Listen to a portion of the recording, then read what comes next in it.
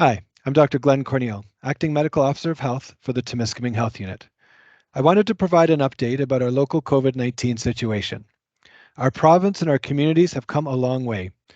The vast majority of people in Ontario and in Timiskaming have been vaccinated.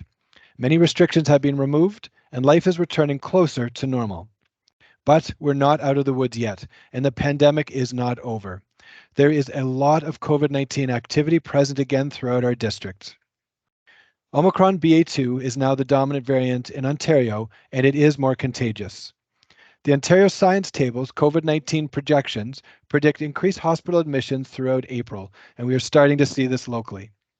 While the province should have enough hospital capacity to absorb this increase, this sixth wave is a development that will need to be closely followed.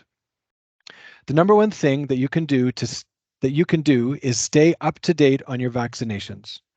This will help protect you from getting COVID-19 and will especially prevent severe illness if you do get infected. If you haven't had your first or second COVID-19 vaccine, it's not too late to get it.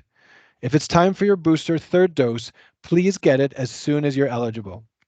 Also, a second booster dose is now available for people aged 60 and over once it's been 5 months since your third dose.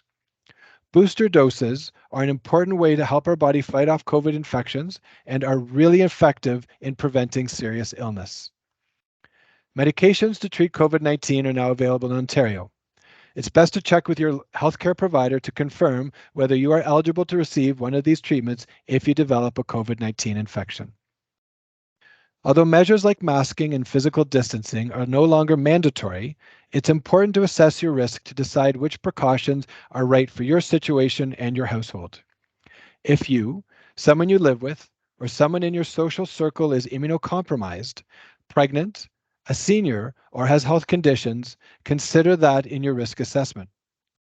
Also consider wearing a mask in higher risk situations like crowded places, confined and enclosed spaces, and close contact settings.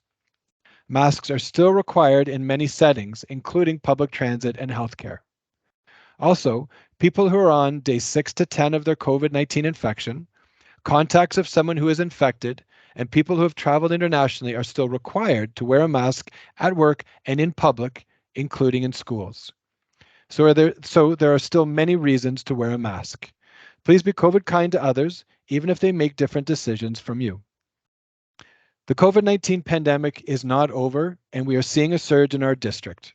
So please, stay at home if you're sick, keep your vaccines up to date, assess your risks, and consider wearing a mask. Take care, and thanks for watching this video.